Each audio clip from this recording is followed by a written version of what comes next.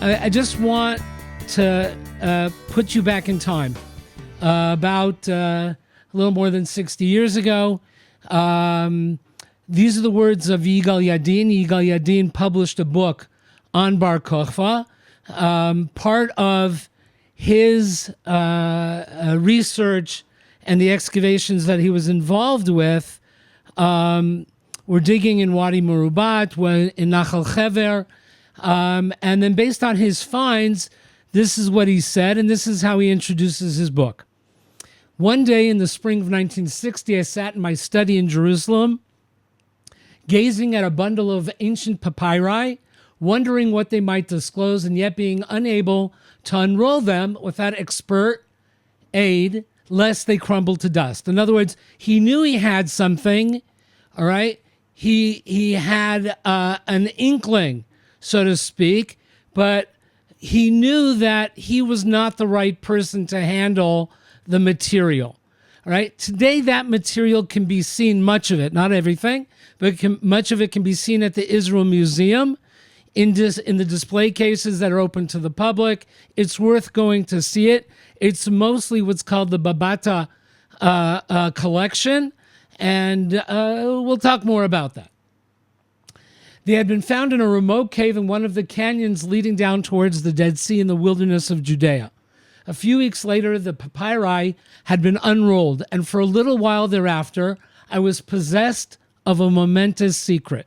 So he had to hold back himself, had time to take these documents, right, into the lab so that they could be unfolded without damaging them.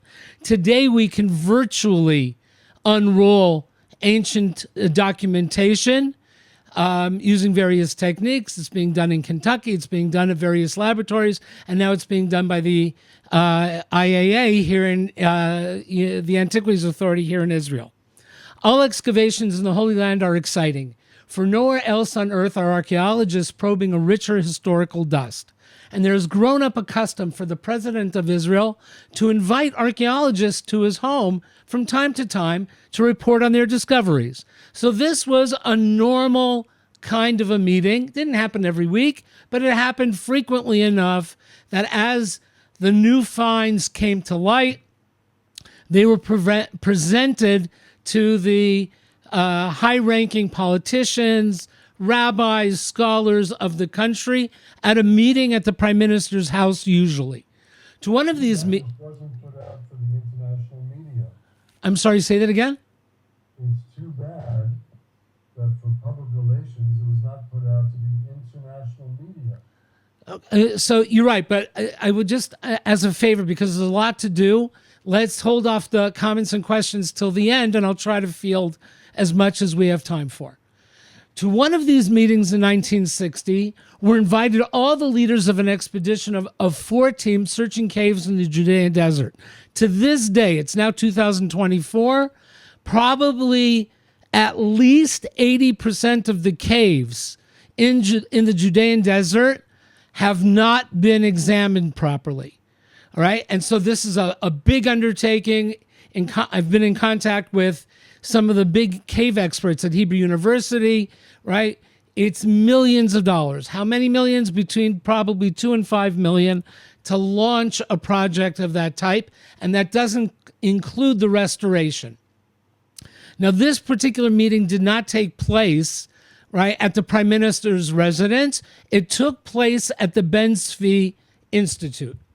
Okay, it was to be attended by the Prime Minister, then Mr. David Ben-Gurion, cabinet ministers, members of the Knesset, and distinguished writers and other guests. I had led one of the 4 teams, and I set out for the president's home with my secret in my briefcase.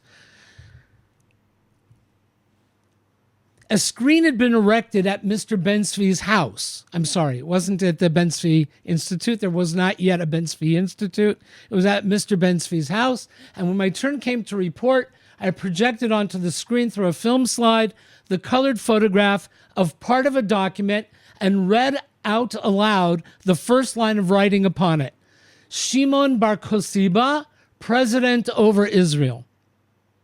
Now I'm going to pause here for a second.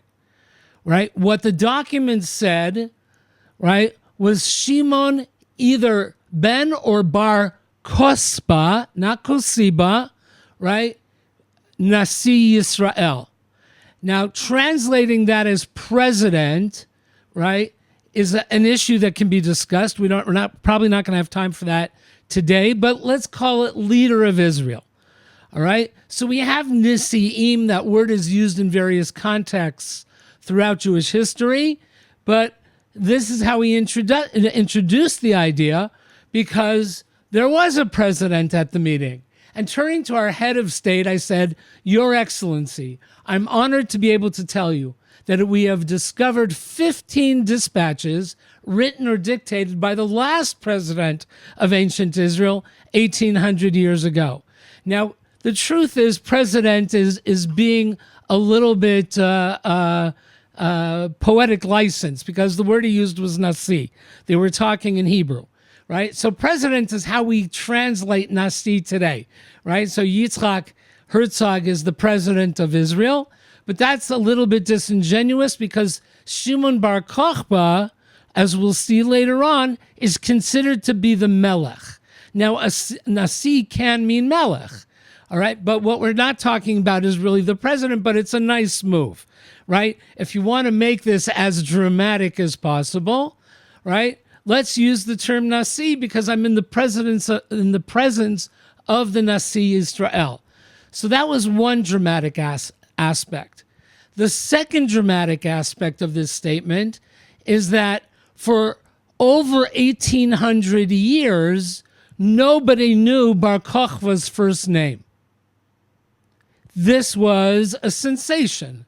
We now have the identity, Shimon bar Kosba, right, who's the writer, or I would say the one dictating the letter being written, because we have multiple ways of writing in the letters, right? The name Kosba.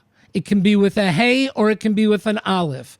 It can be with a vav for ko, right? Or it can be without a vav, right? But one thing it doesn't contain is a yud or a zayin, all right? And we'll discuss that more in a few minutes. For a moment, the audience seemed to be struck dumb. Then the silence was shattered with spontaneous cries of astonishment and joy. That evening, the national radio interrupted its scheduled program to broadcast news of the discovery. Next day, the newspapers came out with banner headlines over the announcement. So there was media, but remember, once upon a time, the media wasn't instantaneous. Why was this such an electrifying occasion in Jerusalem? Why was a whole nation elated over the discovery of a name on a fragment of papyrus? The answer lies in the magic of the name, a name treasured in folklore, but almost lost to authenticated history, and the realization at this meeting that after nearly 2,000 years, the desert had given up factual links with the man who led the last attempt of his people to overthrow their Roman masters. So these again are the words of Yigal Yadin in his introduction to the book of Bar Kochva. The idea here is to convey a sense of the drama surrounding what I would call the modern, right, exposure of a fuller story that still has many questions attached to it, but which still remains quite mysterious. Let's go on. By way of introduction, right, we have the Churban Beit HaMikdash in either the year 68, 69, or 70, right? And at the time of the Churban, right, Rav Yochanan ben Zakkai gets smuggled out. I wrote Rav Shimon bar Yochai. It's Rav Yochanan ben Zakkai, right, gets smuggled out of Jerusalem, and he goes to meet with Vespasian, and he makes 3 requests. The first is, Tein li Yavna v'chachameha, give me Yavna and her scholars, right? And in my estimation, Rabbi Akiva has 2 potential candidates for who is going to be the Mashiach. One is Rav Shimon ben Gamliel in Yavna, and the other is Bar Kochva. The second is, preserve the Shushilta, the Rabban Gamliel. Preserve the family of Rabban Gamliel, right? For the reason that's where I believe the potential Mashiach can come from, because he can trace his lineage back to the time of King David, and he can trace his lineage back in terms of a long line of providers of Torah over the generations. So the Nasi of the Sanhedrin was Rabban Gamliel Hazaken, and it starts there. Right? And the Asvata D'Mayan Le Rebbe Tzadok. And give me the word should look familiar. Asuta, right? The hospital, right? We have a hospital in Israel called Asuta. They have soaps and different antibacterial kinds of products, right? Give me a doctor to cure Rebbe Tzadok, who's been fasting for 40 years, right? And the Gemara talks about how you could see the wine going, or the water going down his throat. He was so thin and emaciated from fasting. He probably fasted only during the day, but right, from fasting over such a long extended period of time. Right? Now, Vespasian, and this is a beautiful example of a Vespasian coin. Here you can see Vespasian, who gives way. He becomes the emperor of Rome, right? He gives way to his son Titus, but his coin on the flip side, right, on the obverse, right, says Judea Capta, right? This is a coin commemorating the capture, right, by the conquering, right, of Israel. This is a big and celebrated event in the history of Rome. So welcome to Bar Kochva Unplugged. And we're going to deal today with the strange ends of Rabbi Akiva, his Talmidim, and Bar Kochva himself. So let's start off with one of the fundamentals. The fundamental goes like this. It's based on a pasuk in Bamidbar, right? Erenu v'lo ata, Ashurenu v'lo karov, darach kochav mi'akov. That's the key element. V'kam shevet mi Yisrael machatz patei Moav v'karkar kol bnei shet. What I see for them is not yet. What I behold will not be soon. A star rises from Jacob. A scepter comes forth from Israel. It smashes the brow of Moab and the foundation of all children of Shet. Now, according to many rabbinic scholars, rabbinic authorities, this pasuk is not referring to someone of that time, right? This pasuk is referring to the future and referring to the Mashiach, right? And so Bar Kochva, right, is a derivative of Darach Kochav Mi'akov, right? The word Kochba, star, right, maybe made into the Aramaic form by adding the aleph at the end, right, is the Kochav referred to in the pasuk. Now, we have from the Mishnah Torah the following statement. You can follow along with the English. This is from the Rambam, right? That don't let it be known from your own reasoning that the Melech HaMashiach tzarich lasot otot umoftim. He does not have to perform wonders and miracles. Now, I'm going to add a nikudah here, and I'm going to point out that doesn't have to doesn't mean he doesn't. Okay? It means it's not a requirement. Right? Umechadesh dvarim ba'olam, or he's going to add something new to the world. We have a tradition that there's going to be a new color. Tzeva shel Mashiach, a new color will be added to the rainbow, right? What that is discussed, but okay, nothing like that has to happen really as far as the Rambam is concerned. Or Mechayim Eitim. He doesn't have to resurrect the dead, v'kayotze b'dvarim elu, or anything of the sort. Eina davar kach. It's not like that. Shaharei Rabbi Akiva chacham gadol michochmei Mishnah Haya. Rabbi Akiva was a giant, right? He was the greatest scholar of his time. Let's call him the Gadol Hador, right? In the time of the Mishnah. V'hu haya nosei kelav shel ben Koziva hamelech. And he was the arms bearer of Bar Kochva. Again, look at the name. It's Ben Koziva, right? It's not Kospa, and it's not Kochba. We'll get to it.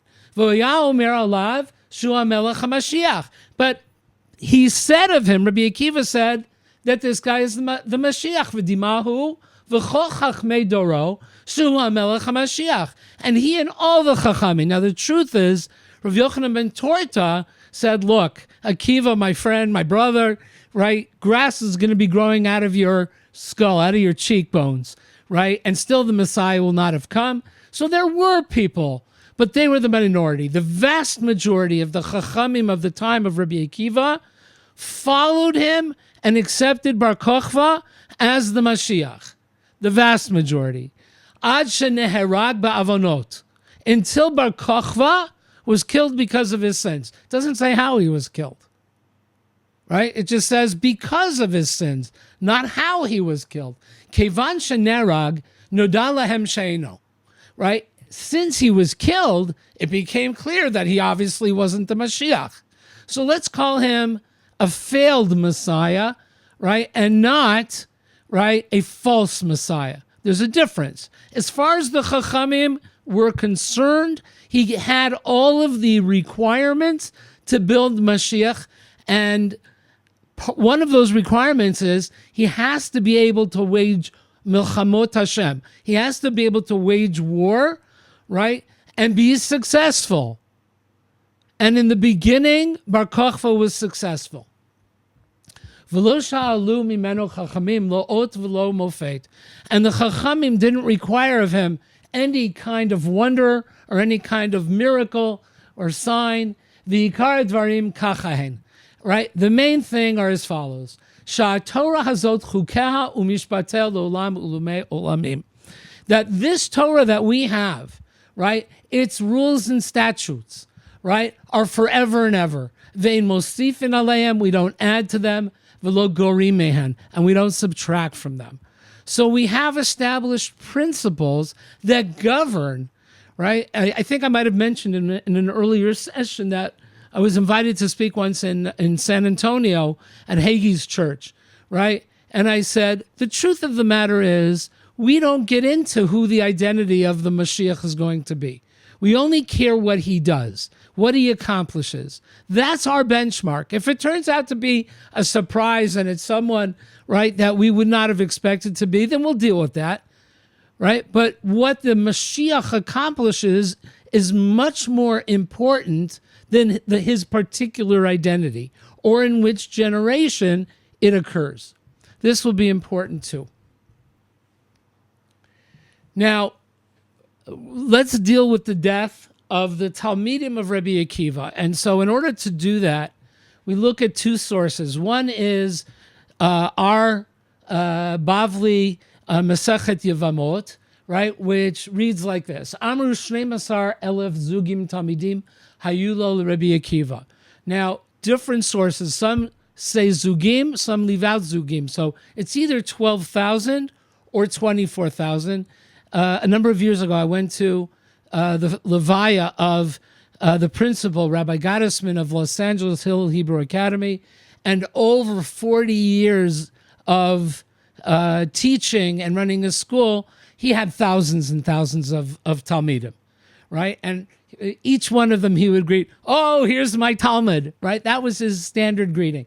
So that whatever the exact number is, right, Rabbi Akiva had thousands of Talmidim, right? Maybe at 12,000, maybe at 24,000, I don't know, but it's certainly possible. Okay? So, Ad Shabbat Rabbi, sorry, I skipped. 12,000 Talmidim, Zugim Talmidim, Ayulo Rabbi Akiva, Migvat Ad Antipras, which is probably Antipatris. In other sources, it says Antipatris. V'chulan Meitu bePerak Echad. They all died in one period, one chapter, right? Now, this is one of our odder minhagim, right? Because a minhag usually has pretty clear parameters, right? But in our minhag of that chapter, right, it's between Pesach and Shavuot, but we're not sure is it at the beginning of that period, is it at the end of that period? So we have this kind of amorphous minhag, and if one year you want to go according to one tradition and change it the next tradition, right? People agree, the rabbis agree, you can change your minhag, and the Sephardim don't include, right? They include Lag Bomer itself as part of the mourning period, and they don't start cutting their hair, right, until the 34th day. And so there's a tradition, which also is a very strange tradition, right, that you need 33 days. And if you take away Shabbat and now we take away Yom HaAtzmaut and Yom Yerushalayim, right, we still need 33 days. What that is based on, I'm not sure. Okay, topic for another time. V'haya olam shamem, and the world became destitute. The world became empty.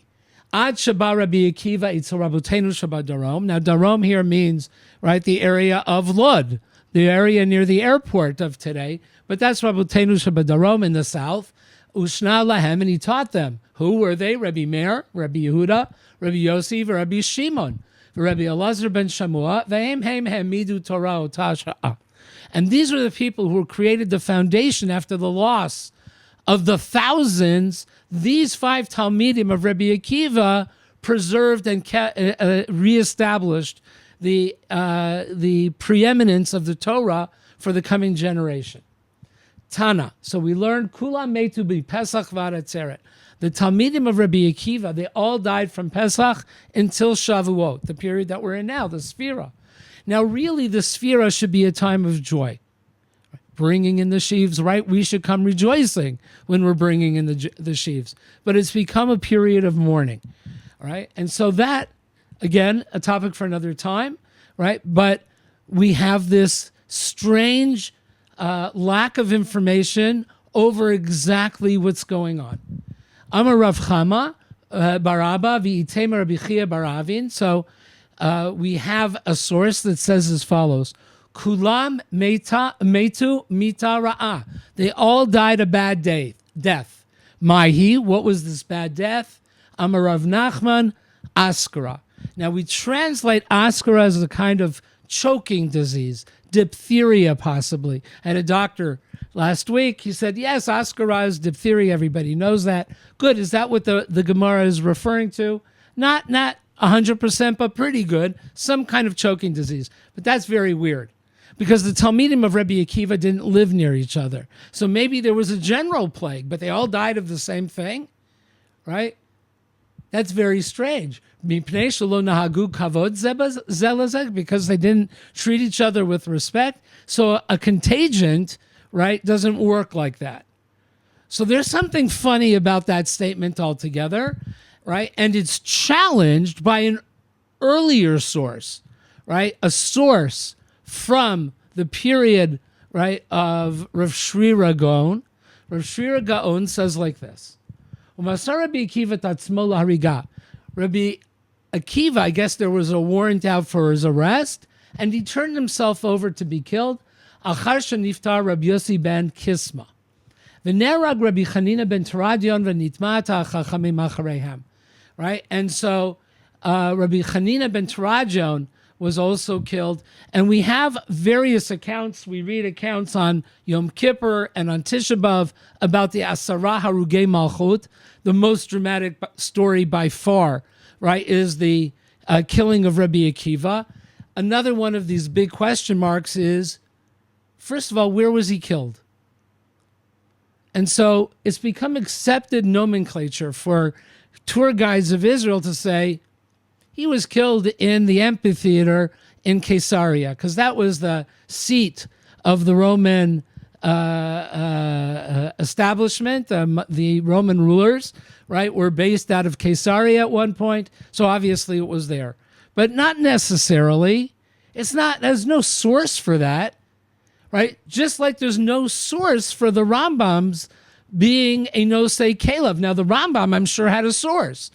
Right? There's no contemporary source that we have in existence for the Rambam saying that he was the arms bearer for Bar Kochva, and there's no contemporary source, right, for this either, right, of where Rabbi Akiva was put to death. And more importantly, when was he put to death? And I'm going to leave that as an open question, because Rabbi Akiva's death matters in a number of ways. Okay. Ve'emid Rabbi Akiva talmidim harbe v'hu shamda ala talmidim shel Rabbi Akiva, v'hava samcha d'Yisrael al talmidim shneim shel Rabbi Akiva, damu Rabbanan, shnei masar elef zugot talmidim ayu lo Rabbi Akiva. So he established many students, right? And what happened? There was a shamda. A shamda is a shmad. What do we call the shmad today in contemporary terms?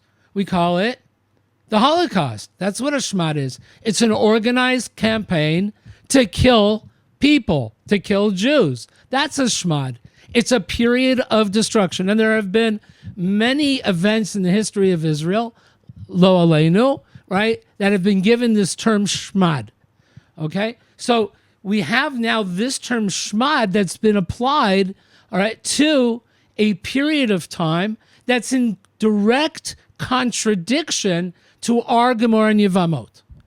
And the traditional framing of Rav Shri Gaon is that he's reliable everywhere, right? He goes through the history of the transmission of the Torah, right? He documents details that very few other historical documents document, right? So in his Igeret, he charts who are the Nisi'im in Bavel, who are the exilarchs, the people, each one, the dates, how long they're in power, right? He has it all. And if he's telling us this is a direct challenge to our Girsa of the Gemara. Because he's considered to be, it means he's looking at a Girsa of Yevamos that we don't have. And he's looking at the Bavli and he's not looking at the Yerushalmi. So this is an important distinction, right? And it says Darshani. I have to explain this. I have to account for this. All right? So just to run through him quickly, he had the 12,000 pairs of students from Gvat to Antipatris. V'kulan metu mipesach v'atzeret. It's almost a verbatim quote. V'ya olam shamem. Same thing. V'holech ad shebao eitzel rabotenu b'darom. V'shana lahem Rabbi Meir, Rabbi Yossi, Rabbi Yehuda, Rabbi Shimon, Rav Elazar ben Shamua. Everything else is the same. Nothing about the Talmidim, about Rabbi Akiva not treating each other with respect. Nothing about that. Nothing about Askara. It was a shmad. It was a directed campaign. Now, people today, many historians, you can watch them on YouTube, you can read it in books, right? They say, all right, that they were killed in the war against Hadrian by Bar Kochva because they went to war. They were killed in the war. That's not what this says. What this says, it was a shmad. Now, Rabbi Akiva gets arrested and he's sitting in jail and it's forbidden to learn Torah under Hadrian. But his students are coming to learn Torah with him. They're standing outside his window or the door of his jail cell in full view of the Romans. Nobody else is getting arrested. So that's another question here. How do you understand that? How is it possible that Rabbi Akiva has been sentenced to death? He's turned himself over to the Romans, right? He gets to stop running, so to speak. And now his students are going to come and learn with him by the window. Why aren't they arrested? It's forbidden to learn Torah. It's forbidden to teach Torah. Rabbi Yehuda ben Bava, right? He's killed, right? Or maybe not, because he's also one of the Asara Harugei Malchut. So there's a lot of questions here, and who the identity is, right? Who are the people of the Asara Harugei Malchut? Different sources list different people. In these two cases that we just read here on the screen, right, we can see that the identities are the same. But in other sources, and there are books published about it, I think there's a book in Hebrew that Barnea has about who are the various members of the people who were killed, because they were killed over a long period of time, and that's part of our issue. Okay. There were 5 good emperors of Rome. Okay, I remember learning this in high school, right? And literally the same week, right, in yeshiva, we learned about Hadrianus Shchik Atzamot. His bones should be pulverized, should be smashed to smithereens, right? And the 5 good emperors are Nerva and Trajan and Hadrian, Antoninus Pius, Marcus Aurelius Antoninus, right? Those are considered the 5 good emperors of Rome. We're going to focus today on Hadrian and a little bit on Trajan. Okay, this is a bust of Hadrian. Hadrian ruled from 117 to 138 of the Common Era. Maybe it was 137. Some people say as early as 136, right? We don't know. The dating is problematic, just like the dating of whether it was 68, 69, or 70, right? The dating, right, of this period is filled with contradictions, right? A year or two, we don't make a big deal about it, maybe even 3, but right, what's definitely clear is that by 138, it's not just that Hadrian had retired to his villa, right, in Italy, but that Hadrian was dead. Okay, he died soon after the Bar Kochva revolt. How soon? We don't know. So there's 2 historians. I'm first going to deal with a guy named Dio Cassius. Dio Cassius lived about 100 years after. Now, some people say Cassius Dias. All right, anyhow, you can go either way. But he's in the 2nd to 3rd century. Now, the events of the Bar Kochva revolt take place in the 2nd century. So he's not too long after. He's not contemporary. He's a little later, but he's basically the next generation. All right, and this is from the notes in Yigal Yadin's book on Bar Kochva. Okay, and I'm going to paraphrase this just in the interest of time, right? And he discusses, right, and he's one of the sources for the debate over was the renaming and the establishing of a temple to Jupiter on Har HaBayit the cause of the war or a result of the war. Other scholars offer the idea that it was the ban on Shabbat and circumcision that led to the Bar Kochva revolt. Maybe both are true. The answer is we don't know. Different scholars have different opinions.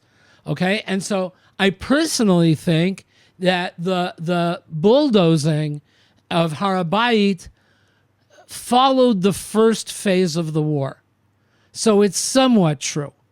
Okay, now I'm going to introduce some weaker sources, right, that discuss, and there are very reliable historians who discuss this issue and give it a lot of credibility, that in the beginning, Hadrian is a pacifier.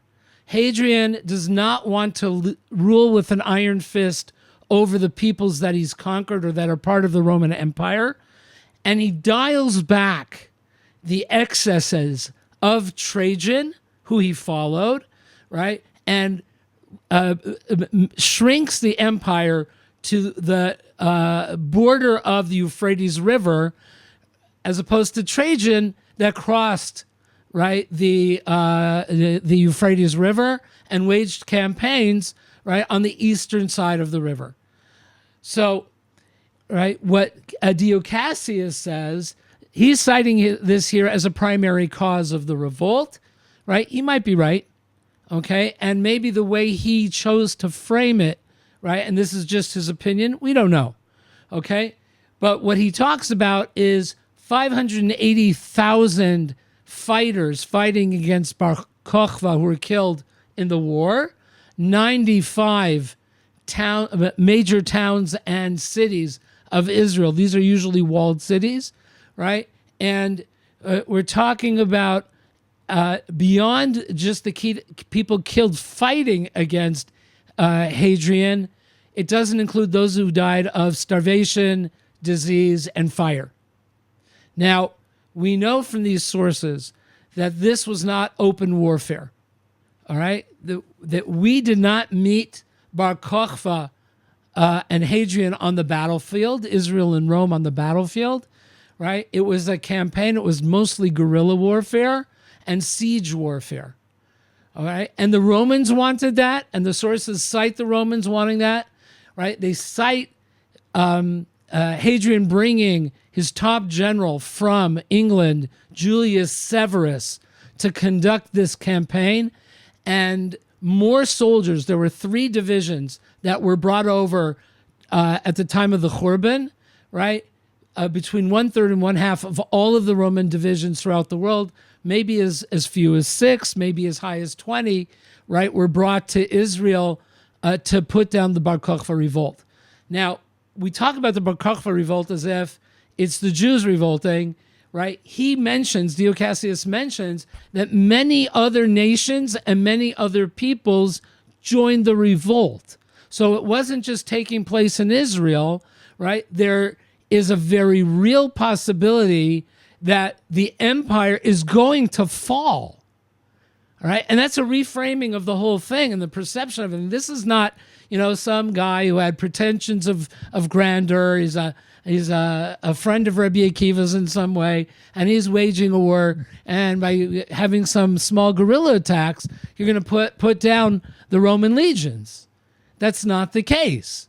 The case is this is a massive campaign. Now, if you want to believe 580,000, some other sources, right, our sources, they cite that Bar Kochva had 200,000 soldiers that he tested by cutting off, right, their finger, their pinky, right, and until the Chachamim came to him and said, there's different tellings of this story, Bruce, but good, right, of a finger, right, and until the Chachamim came and said to him, how long are you going to mutilate the soldiers of Israel?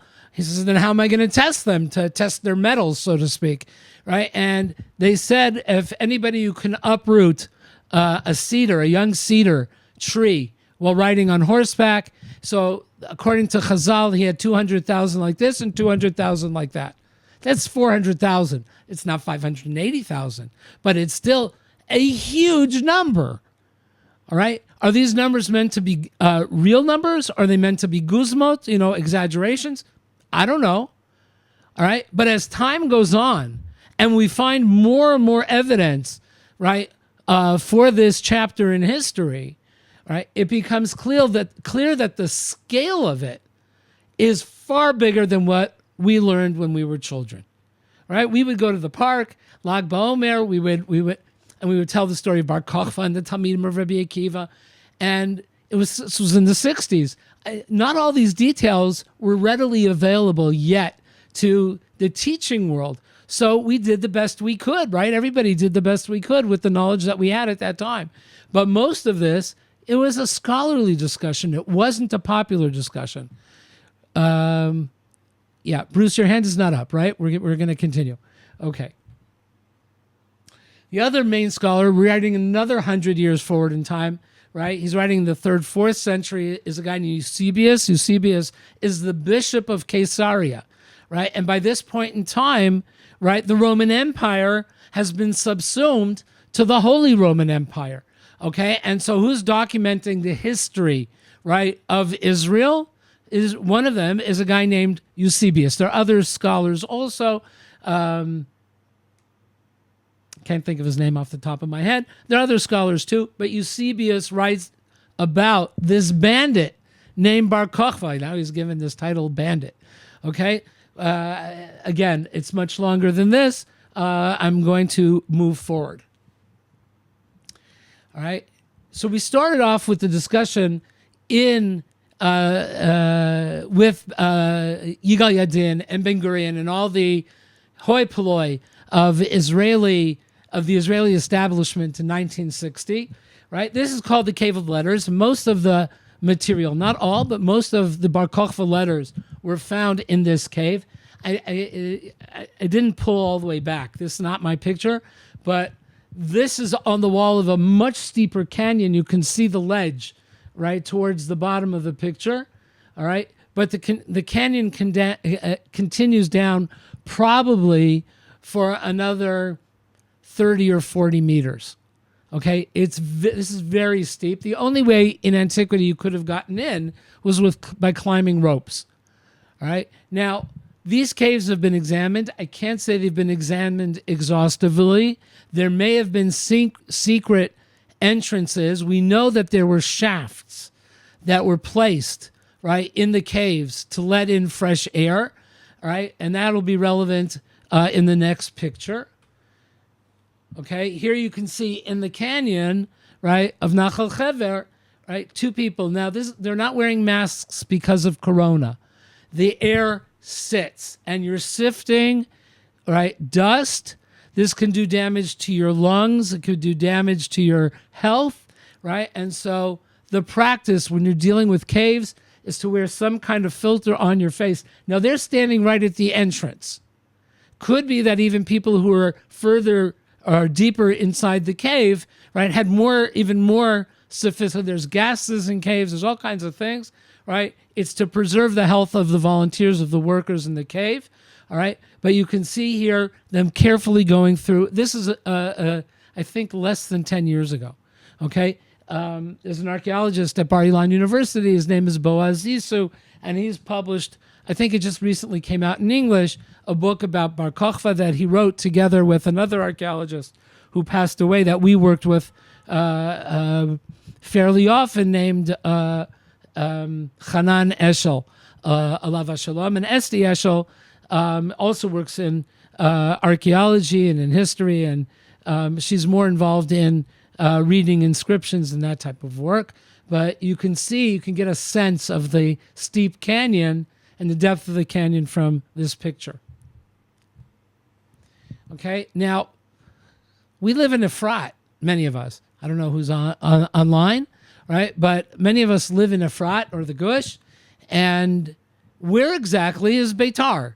Now, we pass by modern Beitar. If you take the road, right, it's going out to Beit Shemesh, and you go north and then make a left, and you pass by modern Beitar, and we know it's in the area. It's basically, right, one of the towns of the Gush. Right? Now, the Arabs have a tradition. They have a number of names for ancient Beitar. Right? Today, the village nearby is called Batir and has been for well over 100 years. Okay? And early explorers of Israel went to Batir. Batir is probably the Arabic form of Beitar. Now, the truth is, right, we're not even sure about the name, or at least we weren't until relatively modern times, right? The Pasuk talks about Beit Tar, two different words, right?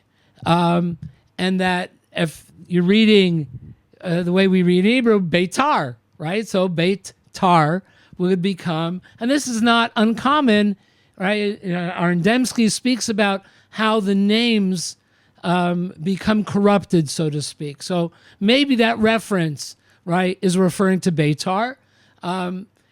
The more historical perspective through the Middle Ages, right, was the rabbis did not have any idea where Beitar was. Okay, first of all, most of them had never been. The European rabbis and even the ones in the Muslim world really did not know the geography and topography of Israel. How close was Beitar to the Yam? Well, that's important because we have midrashim that talk about the blood flowing from Beitar all the way out to the Yam, right? So we have 4 mil and 20 mil, and nobody knew. Everybody's got a different opinion about exactly how far Beitar is, all right? But we now have, I would say, as good an identification for this site being ancient Beitar, right, as you can get without an inscription saying, welcome to Beitar. All right, that we don't have. It's basically across the road. The Arabs call it, in addition to Beitar or Batir, they call it Khirbet El Yahud, right, the Churva of the Jews, right? And there was a wide recognized identification of the ruins near Chusan of today, which we also pass. You see the signs, right? These are Hamas supporters, the people who live, right, in Batir and Chusan. They're from the most radicalized Arabs in Israel. Our attempts to relaunch an excavation there were met with, it ain't going to happen. You're not digging here. Because they have a tradition that if the Jews come back to Beitar, that's the end of their presence in Israel. Very cool. Very interesting. All right. So the answer was, we'll give you guys job. We offered to pay their workers and to pay them, right, and to build an attraction. They would make money. They weren't interested in money, right? And we know that today. This is not about money, and this is not about land, right? Our problem with these kinds of radicalized Arabs, it's all about their hatred of the Jews.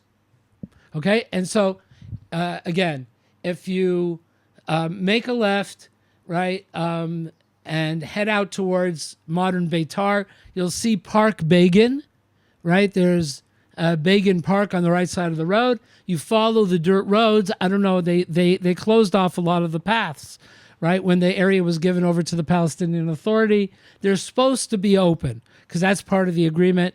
Most of the time they're not. They're big boulders that block the road there. And I would recommend, if you're going to try, to take a four-wheel drive vehicle. Sorry. There's a joke about money that we used to know for enough. I'm sorry? There's a joke about money where perhaps enough money wasn't offered. It could be. It's all possible. You know, they say everybody has their price, but I don't believe that anymore. Okay, and so wow, it has a mind of its own.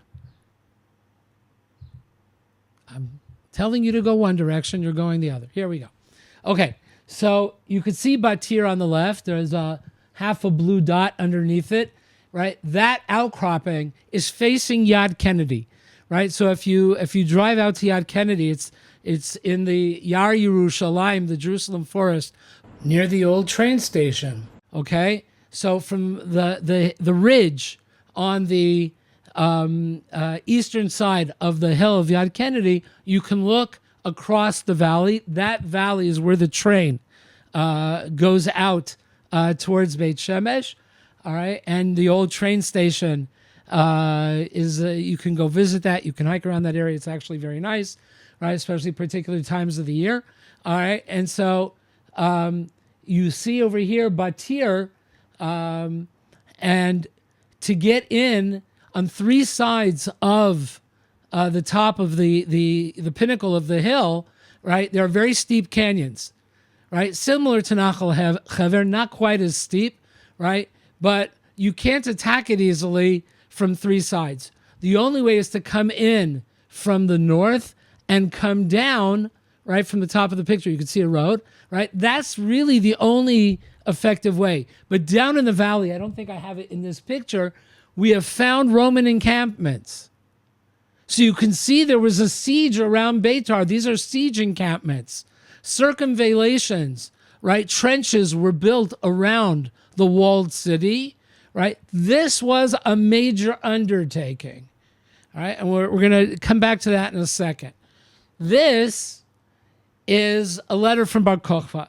We say he wrote it in his own hand. It's very different from a lot of the other letters, which are much neater and easier to read, but you can kind of make out right at the beginning. Me Shimon, I keep pointing to it with my hand, but you can't see my hand. Oh, maybe you can, right? Me Shimon, right? This was from Shimon Bar Kochva. Could have been Shimon Bar Gulgula, who was one of his generals, but this is his demanding that his generals, right, go to Yericho to bring lulavim and etrogim for Sukkot, for the soldiers. Bar Kochva cares about halacha, right? He's not a guy who disregards, we're at war, we're putter from it's not looking for a heter. He's looking to go, which is not too far away, right, from Nachal Hever, right, from the cave, right? This part of the country, right, is Bar Kochva country. There are caves, there are tunnels, there are finds everywhere. Bar Kochva coins keep popping up all over the world, including in Europe, all right? Because Roman soldiers took the Bar Kochva coins home. They didn't care what was on the coin. It was the amount of silver that they knew was in the coin. So it was we're going to weigh the coin because it's Lefia Mishkal. It's the weight of silver that we care about. How much silver is here? So this is an important document. Now, it was in much worse condition. I don't know, it's probably 25, 30 years ago. The Israel Museum said, we'll give you an image of it, right, without charge if you can raise the money to preserve it, to fix it up because it was in terrible shape. And Hart Haston of Indianapolis, he paid, who happened to have grown up in Beitar, in the Beitar youth movement in Europe before the war, and was on the Altalena when it came in 1948. It's Josh Haston's father. All right, so if you know Josh Haston, so this is his father paid for the restoration of this Bar Kochva letter. And also, right, we're still in Bar Kochva territory. Can anybody identify the site?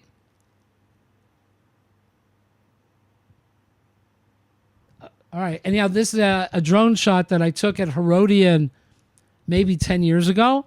You can see on the left side of the circle, right, a gash.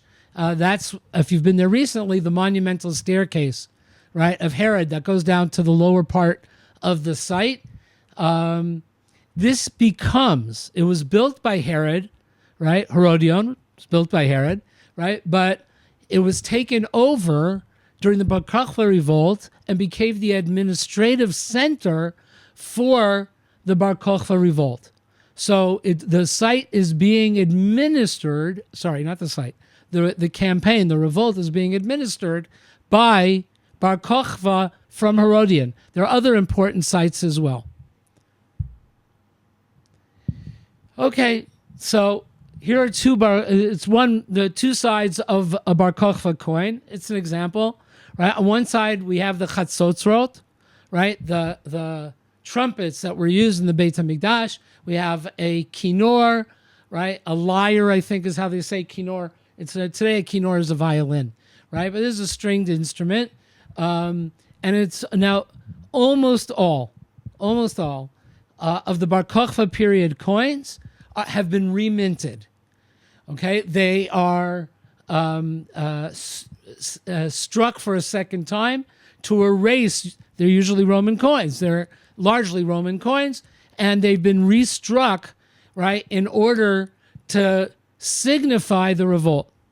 Okay, these coins are just two examples of kelim, of devices that relate to the Avodah in the Beit HaMikdash. Again, you don't put, right, images of the Beit HaMikdash on your coinage unless it's part of your campaign. We see the Beit HaMikdash as central to who we are and what we're doing.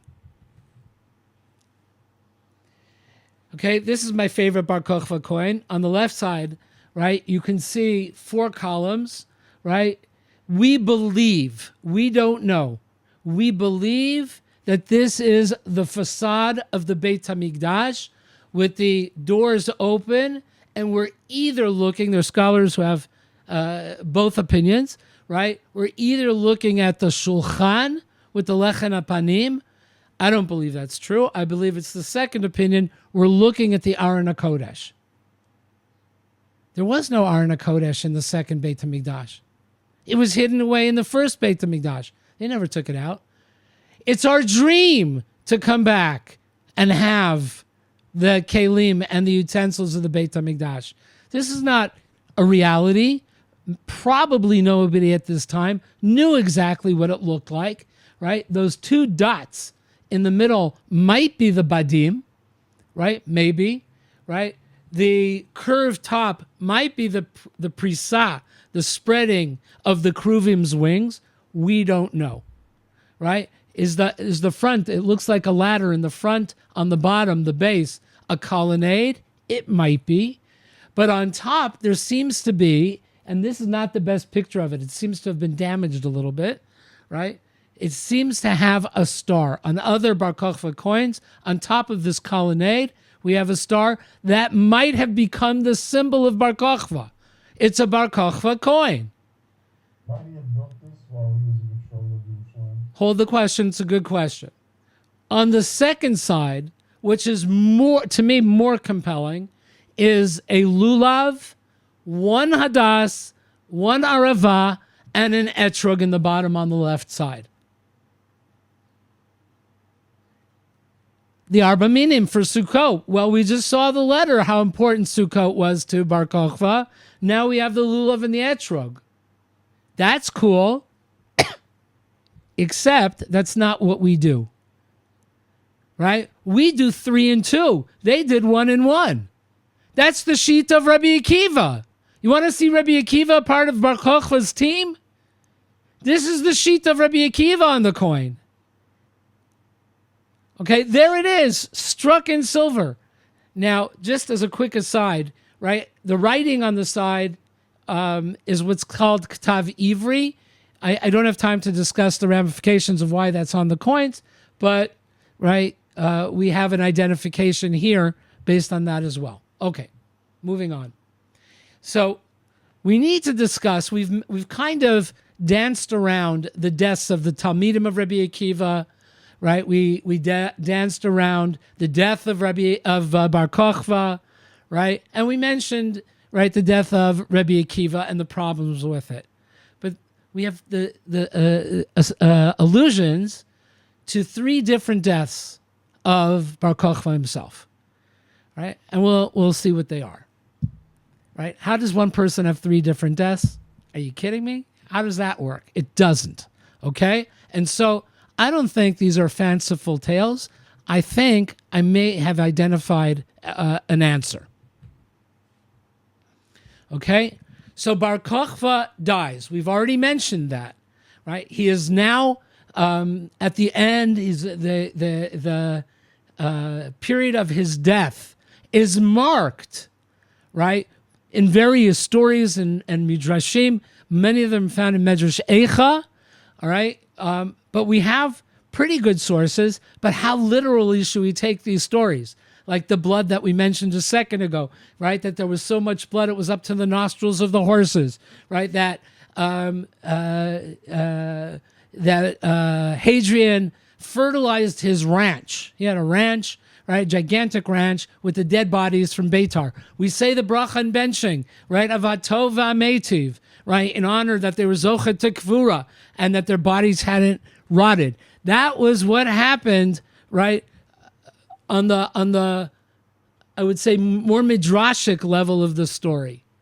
So the first story is, right, this kuti gets smuggled into ancient Beitar. Our sources talk about the siege, just the siege of Beitar, lasting 2.5 or 3.5 years. Well, that's reasonable. But historians of all stripes, Jewish and non-Jewish, right, they talk about the whole war lasting for 2 or 3 years. But you can't have the kind of campaign that the Romans had in this country, right? And it takes time. And that's what the historians point out, right? Like Dio Cassius and Eusebius, they point out city by city, town by town, they laid siege. It took a long time. 2.5 or 3.5 years in ancient warfare, right, is not a long time. It's not a long time to have a campaign, right? So the kuti comes out, and I'm going to make a very long story short, right? The kuti tells Hadrian, who's still there, he was about to go back to Rome, right? And he tells him, right, I killed Bar Kochva. He says, you killed him? He brings him the head, right? He says, I want to see the body. I want to see what killed him, not that you chopped off the head. So they bring him to the body and they see a snake, according to the Medrash, right? The Yerushalmi, right? A snake coiled around the neck of Bar Kochva, right? And Hadrian's response is, right? You didn't kill him. His God killed him. No human could have defeated this guy, right? So we talk about, in the Gemara also, the ballistic stones from the catapults, that Bar Kochva would catch them on one knee and launch them back, throw them back on the Romans. Is this meant to be literal? All right. Hard to believe, right? Is it impossible? We have these freaks of nature in history that do amazing things. Do I believe it's meant to be literal? I don't. Okay. That's just me personally. Okay. Second story. He died in battle. There's a war with the Romans, right? He's fighting the Romans. He died in battle. He was killed. Mind you, we have no details of which battle. How many battles did Bar Kochva fight? Many against the Romans. Some bigger, some smaller, many. He dies in battle. That's very glorious. And here's the kicker. The Sanhedrin put him to death. The Sanhedrin gave him what we call the smell test, right? Ve'eriach v'danin. Heirecha v'danin, right? One of the signs of the authenticity of the king of Israel, because he's a member of this. It's supposed to be a member of the Sanhedrin, right? That's the advantage of the family of Rabban Gamliel, is that these guys are the top scholars in the country. These guys are the top chachamim. What they had to know is mind blowing. So how do you rationally account for three completely different stories about the death, right? And this contradicts. Now, it's not the first time that the Ravid contradicts the Rambam, right? This is based on the Ravid, right? But the Rambam said he doesn't have to do anything miraculous. Maybe he's referring to this issue. Maybe, right? It's possible that he is. But we don't have any knowledge of the Rambam's sources for Bar Kochva. We also don't know what the Ravid was basing himself on.